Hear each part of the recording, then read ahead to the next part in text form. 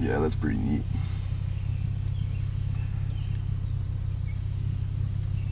Hard to see with the camera. I don't think that thing would survive in the Northwoods for too long, eh? Right? I think it's a piebald. It looked white to me. You see It's got brown a little on it? brown on its snout. Take a look at its snout. All right. I'm pretty sure I saw that. Here.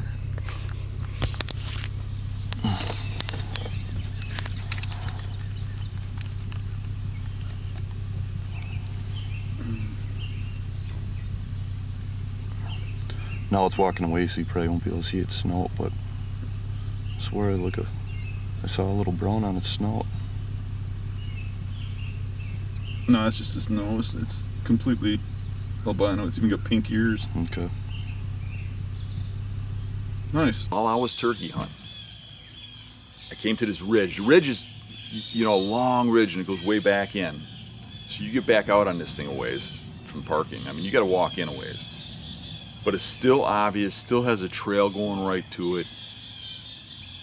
But regardless, it was just covered in giant rubs. It was also covered in deer hunter sign. I would expect that. It's the kind of spot where you kind of chuckle and think, this is what the guys are talking about when they say, oh, those YouTubers are bringing too many hunters into the area. They're pounding the areas, I got no place to hunt. I go out there and there's a stand everywhere. Well, I would never be on that ridge. So I'm not hunting those spots where a stand would be everywhere or a trail camera would be everywhere. I'm diving in. I'm going after those deer. Those big bucks are not going on that ridge in broad daylight. They are not doing it. Every now and then one of those people gets lucky and he's got to hope that there ain't a guy in the blind 200 yards from him that way or that way when the buck comes from either way. That's not my kind of hunting. I'm not saying it's a bad way to hunt.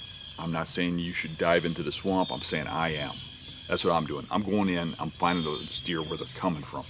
So what I did was I looked at some maps and Eric looked at some maps and we both seen a little island way back in the Tamaracks. A good 2-mile walk through water.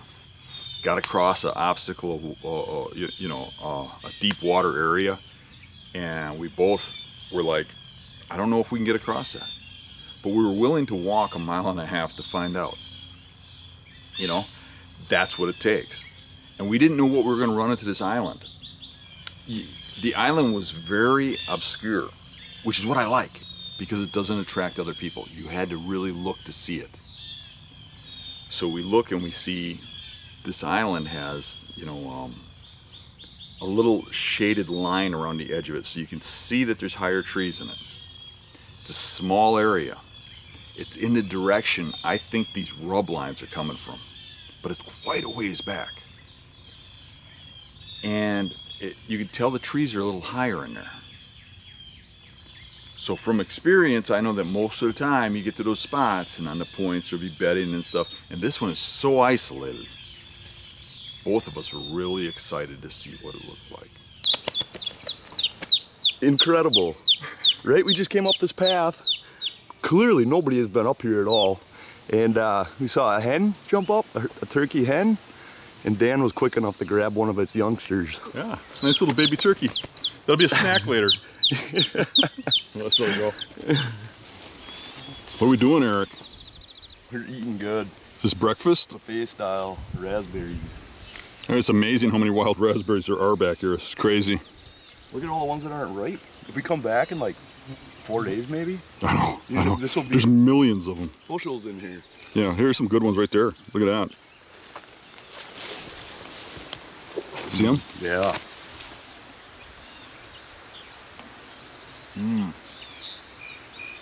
You can't get them at the store like these. Yeah, they taste a lot like DEET. That is true. I'm getting used to that now. Yeah, everything does. That stuff stuck to my lips. Yeah, these are good. We got baby wild turkey, raspberries.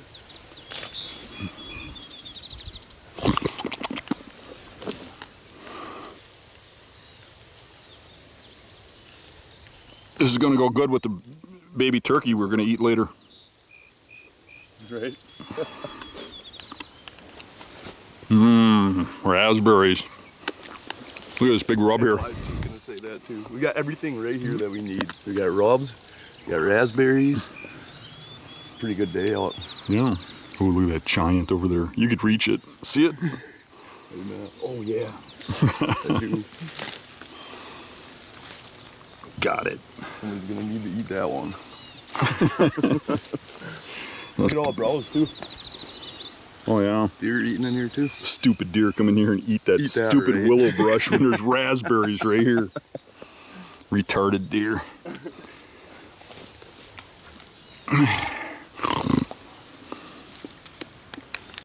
You know what I used to do when I was a kid? Is I'd get jugs of them, then I'd go home and I'd use them as cereal. I'd fill up a bowl with raspberries, put about a cup, maybe a little more than a cup, of sugar over the top of them, and fill it up with milk. Yeah, I don't know about the milk thing. The milk would turn purple. It was just like cereal. Yeah. It just wasn't as crunchy. Yes, yeah. Yeah. I suppose. I could see where the inspiration, where you came up with that. Yeah, that's got some green in it yet. There's another one right here, right in this exit. I think that's definitely a 3 for sure. Oh yeah, those are all hit too. Yeah, just this whole exit here going into the grass. So what we're doing here is I was out here turkey hunting, and I noticed that there's just an overload of giant rubs all over this little high ground peninsula where I hunt turkeys. So it tells me that there's really big bucks around here, and there's a vast area of swamp here, and you can see that people are hunting in here. There's both deer sign and people sign, hunter sign like crazy when I was turkey hunting. So that tells me that those deer are not doing this in daylight. They'd be dying. So they're coming in here after those people leave, and we need to find out where they're coming from and make some setups, because there's obviously multiple big bucks living right in this area. Yeah, I would say. The sign shows it. They're definitely here. Yep. Look at those gouges. Ridge is full of deer rubs and beer bottles hanging from trees, telling me there's hunters back here. We got drunken fat slob sign down there. Yep. A little more partying down here. Yeah. Get drunk and kill deer. Sounds like a Jefferson County thing. Yeah. I mean, this is all oak trees. You know, so all that swamp deer are coming up here to eat acorns, eat this browse, because look at the vast variety of plants up here that you don't have down in that swamp. But at the same time, see the blind? You know, we're running the beer bottles. We cut lanes over there. All along here, you can see where people set up. But the deer sign's still here. So, I mean, you need more than sign. You need to be where those deer are in daylight, and they're not right here in daylight. That's for sure. I mean, look at that guy's got a little window in there. He's probably using a crossbow. I bet he hunts with a pocket full of raspberries too. Yeah. Yeah, that's the hardest part of hunting back here, is most guys can't get past the raspberries. True. We had a hard time. So this is that trail coming through here, and it's just rubbed up like crazy all along this trail. Look at this tree here, ripped up. There's a fresh one from last year right there, a high one. But all these trees, there ain't a small tree around here that ain't hit. Some of these rubs are really big. That's like 8 inches in diameter there. This is like 10. And this has got some fresh rubbing right here and historical. See the fresh rubbing? Yeah. That's a 10-inch tree. That's a heck of a rub there. Yeah, and that one's got a lot of fresh rubbing on it. And this is crazy how much sign there is out here. So it's just a matter of finding the bucks where they live during daylight. Where these bucks are gonna live, right? There's no hunter killing all these deer out here, so right. They're gonna be out there. And all the hunters I've seen are on this ridge, looking at this sign. And really, the difference between this and that swamp is the swamp has tamarack trees and stuff. They're not rubbing, you know. Right. They're rubbing this stuff. They like maples and stuff.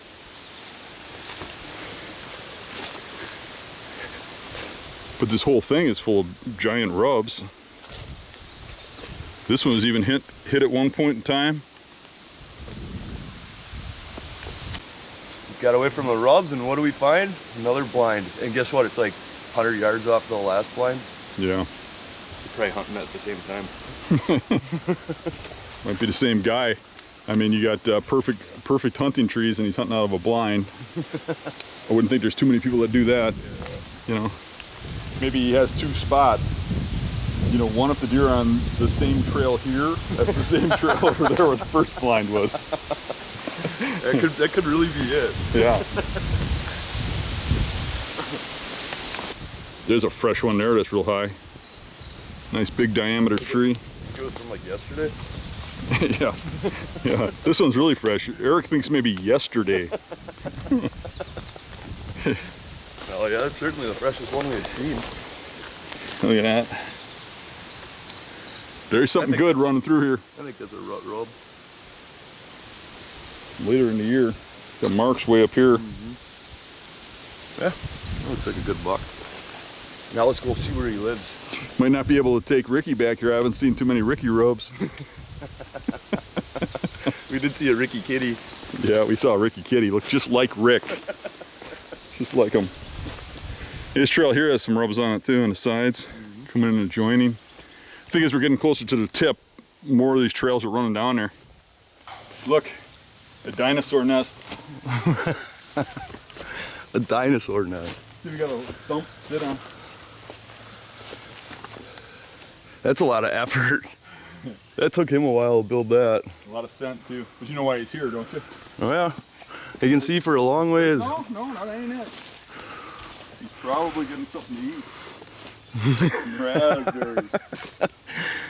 I've never seen so many raspberries on one. I know, this is incredible. So we got to this point on the ridge. I mean, there's a tree right up there that's got climber marks on it. You can tell people are hunting in here, but there's rubs everywhere in here, all the way around. And you got a lot of them like this on trails going in. And all up in here, up in there, there's trees busted over. We found a scrape right back there. Oh, and I just heard a deer blow right there. Probably heard us talking because our wind ain't blowing that way. Yeah. But I'm thinking there might be bedding right in here, right about where that deer blew. Because these rubs are marking a trail here. So it might not be worth that bad of an idea to get in there and check, but I'm gonna look at the map first, because if it's anywhere close to this ridge, I would think a deer would not want to get to this ridge in daylight with this hunting pressure. What do you think? I think that, and I just know this by looking at the map right now, but that little island we had picked out on the map, Yeah. was straight across the, Oh, it is out this way? yeah, straight across the waterway. Yep. Oh, so that would make sense why there's an axis in here. So on the map, we looked at an island. Apparently it's that way. I thought it was that way, you know. It's kind of like this, yeah. Kind of. But he's looking at the map and it is over there, and that's the way these trails are going. So that makes total sense.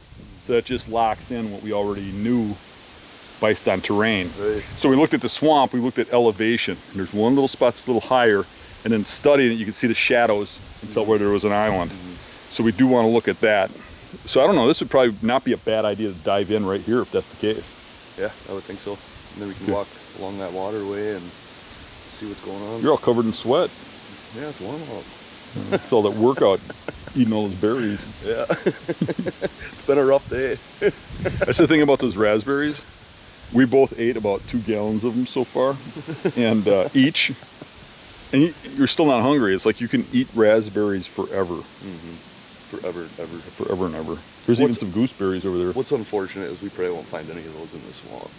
So we'll have to grab a few pocket bowls on the way out. So maybe we should just sit here. Stay here. You know, this scouting in summer like this is kind of hard because it is hard to see the sign, and even the fresh rubs look old. They look like a couple of years old, even the ones that are fresh from last year. So it gets a little harder to distinguish. You can't see the trails as well. You can't see the beds from last year as well. Hopefully the sign is a little better in the swamp. But if you're good at this, you can read it a little better than other people, you know. But if you're just starting out, you're going to really struggle scouting at this time of the year. But I mean, I ain't got nothing else going. I haven't looked at this. I might as well just go in here and look. Right. We could, at the very least, we can get into some bedding areas, you know, and they're going to be there come early season if they're bedded for there sure. now, so. Yeah. I mean, we're already hearing deer blowing back there. Yep. So now we got a rub right here, this height.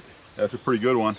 And there's another one right back there. And what we're doing is we're coming in from that ridge and we're following that deer sign back from where the hunter pressure is. And we're gonna see where these deer go back here. It's hard to see. I mean, even this is half covered up by ferns and stuff, you know. And there is no trail right now. You can kind of see where their trail is by the openings in the brush.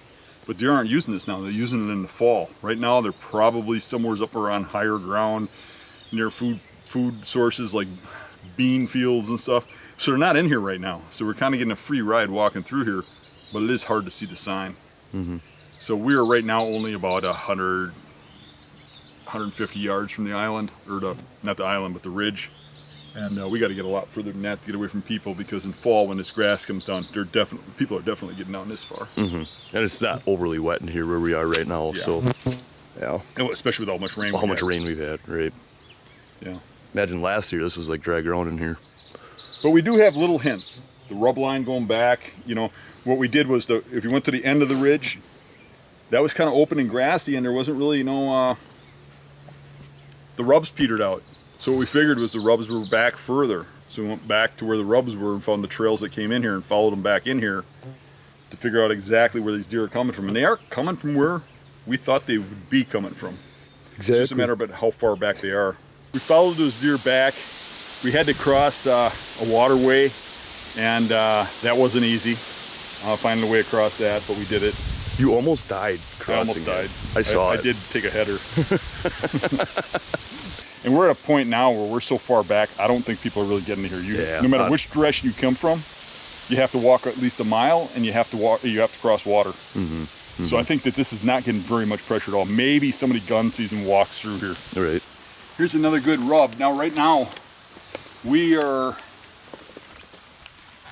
geez, we might be closing in on 2 miles from the truck. I would think so. There's another rub right behind me here, same buck, fresh, same height. And right over here is that island we've been trying to navigate to. What's nice about that island is it's completely surrounded with monotonous terrain like this, where nobody would even know where to set up. But that island's gonna have some good setups. It's probably gonna have some good bedding where it's gonna be located in specific spots. And we're just gonna keep maneuvering to that. And I think wandering through this stuff in the dark for a half mile or so is gonna really intimidate people. Mm-hmm. So I think we're probably gonna have that spot to ourselves. If they're not scared of the mud and the water, the mosquitoes will take you right out of here. Right. We were talking about maybe like getting a giant drone, and we'll strap it around Eric, and I'll take him out here. He can hold on to the stand, and he can hook it up from the air, so we won't get no scent back here. Good work. Technology, man. What you really said was, imagine if we had a giant drone, we could fly back here and drop a bunch of corn off. Yeah, that would work. like a 500-pound pile of corn. You know, have it actually set up our cell cams around it for us. And set up the tree since there's no scent. Yeah, yeah. And then fly us in, Right. drop us off in the trees. Yep. Yeah. Good work. Or hell, why do we even have to come back here? Yeah. We just set up like a thing in a tree that shoots them with a crossbow. Right. Yeah, crossbows. Yep. Might as well just go all in. All right. All in. This is a brand new debate again, right? Crossbows and... Well, when we got to the island turned out to be, the elevation wasn't much of a change, if any. And it turned out to be, there was higher trees there, but for whatever reason, the area where the island was just a thick tangle. You couldn't even push your way through it. We did find a couple beds there. We did find some good transitions around the edge, but it certainly wasn't where the big bucks were coming from. That rub line was coming from even further back than that. So, I knew of an area further back, quite a ways, like 3 miles, where we could go through and we could check some points on the way that probably held some of the bedding that was going to the, to the point where we had all the rubs. Where those rubs were pretty much one of 2 or 3 of the only areas in the whole swamp that have oaks. So there's a reason it's drawn deer from a long ways away. These bucks are going to find the best bedding. They're not just going to bed in random places. There's beds everywhere. but the mature bucks are going to find the best spots. So I knew of a spot that I really liked from years and years ago and really hadn't been there. And 3 miles is a long ways to walk, but there is a closer access from the other side if we find something good. So we get back on that rub line, start following it in. And as we get close, what do we find? More hunter setups. And these hunter setups are miles back from the parking.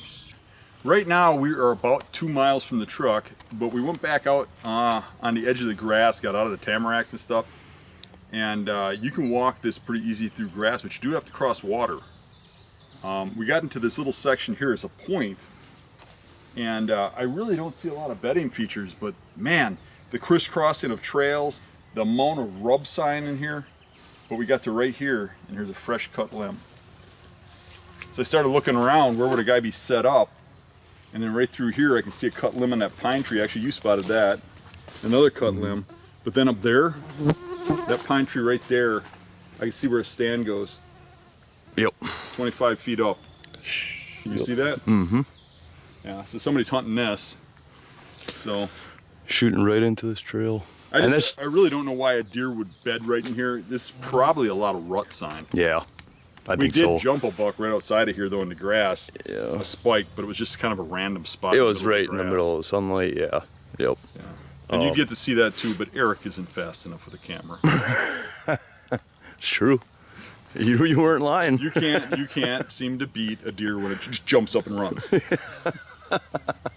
I should really be better. Yep, I should be better about that. Did you see how easy I got that albino deer on film? Mm-hmm. You could have been able to get that spike like that too. Yep, I'll do better on the next one. Yeah, interesting that somebody set up there. The amount of work they put into set up there, it's a long ways back. No doubt. I do see this as being a pretty good rut spot, though. I really do. The tornado sirens are going off. I hear it. And that is not It's never good when you're 2 miles from the truck. that is not a noon whistle. That's the tornado sirens. It's afternoon. They're I know. talking about tornado warnings today. Yeah. Uh-oh. Should we start finding shelter? Do we need to go pick some raspberries? We should just like catch up to that spike buck and ask him, what do you deer do when you hear the Yeah. tornado sirens? Where's the shelter? He probably gets away from the trees and lays in the open grass. You know what today's hunters would do? They'd curl up in a ball under a pine tree and cry. They ain't men like from Meyer. You're probably right. Yeah, All right. that's definitely tornado sirens. Yep. Maybe we'll get some excitement. Let's go find those bucks. In a tornado. Have you guys ever seen a rub before? This is a rub. This is what deer do with their antlers. There it is. Actually, it's another good rub, and it's got a historical one on this side and a fresh one on that side. And we're on that trail, literally walking from where that guy was hunting. And when I look at that guy's setup, he did a lot of cutting, and you can tell that was last year. Your average guy probably does that during season, which ruins the spot. Mm-hmm. But I have an inkling where this rub line is going to, where I know of a bedding area from years ago, and I think that if it goes all the way back to there, these deer are traveling quite a distance to get to here. He's probably not really shooting them in daylight, maybe during rut. I mean, with the amount of sign there, he's probably getting some action. Yeah. But if you go and you cut limbs like that, you know, in season or right before season, Mm-hmm. you know, he could have came in this time of the year and done it. Right. Then he'd probably be fine, but Mm-hmm. Yeah, and those, I don't see any reason why a deer would bed anywhere around her, though. I don't see anything. I really don't. But I do further up this trail where this is leading to, and I bet you these rubs go right back to where we're heading, and we'll be able to hunt where those deer move in daylight. Mm-hmm. Mm-hmm. That are using this. But there's obviously some big deer traveling this path, and this actually goes straight in a direction to the ridge. I mean, you're talking a mile to that ridge. With all those oaks, yep. But it literally goes straight that direction to that ridge where the oaks are. Mm-hmm. And some crops. Yep. Yep. So this just could be a really long rub line. Mm-hmm. You know, we kind of literally did follow this. We followed it to that canal, crossed the canal, and now we're walking that same trail in, and it's been Right. rubs all the way from that ridge to here. Mm-hmm. Mm-hmm. So this is probably the same bucks, and they're probably coming all the way from that bedding over here, which is By the time we get over there, it's going to be 2.5, pushing 3 miles. Yeah, and the tornado. I feel sorry for that tornado if it hits me, though. It'll wreck it. We were trying to push our way back to the spot where I figured these deer are coming from.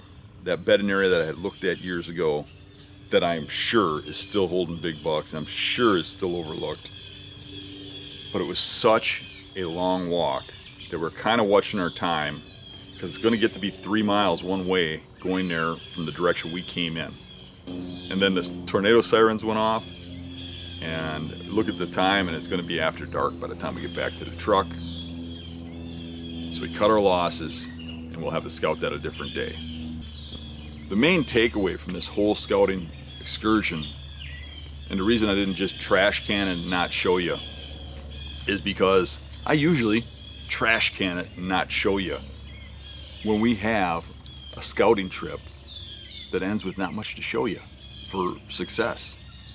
I mean, we really didn't figure out where those bucks were coming from. We kind of have an inkling, but we didn't go physically look at the spots and pick trees. We have to do that another time. And now it's getting so late in the season, it's probably going to be most likely we just go in there and hunt where we think those deer are coming from. But following those rubs back confirmed that little itch in the back of my neck that said, I think they're coming from over there. But we followed the rubs back and we learned some things. Whether we got a setup or not, we know number one, there's big bucks back there and a lot of them. Number two, we know a direction to travel. We followed those rubs back from where they're coming from. We know a section to concentrate on. So it wasn't a loss. But I wanted to show you that not all these scouting excursions end with, oh my gosh, look at all these rubs, look at, there's the bed, here's where we're gonna kill them, there's the tree. They don't all end like that. Sometimes it takes hours and hours and hours to find the right spots. Because if you wanna have success above and beyond what the guy hunting Uncle Joe's farm over the food plot is having, and you wanna have the success, the kind that you can feel good that you earned it, you have to work for it. It isn't easy, and sometimes in these videos it's portrayed as easy. You don't really feel what we feel. You don't see what we see. The struggle is a lot harder than it seems, and I think that catches a lot of newbies off guard. Most of you guys have been doing this for a while, know exactly what I'm talking about.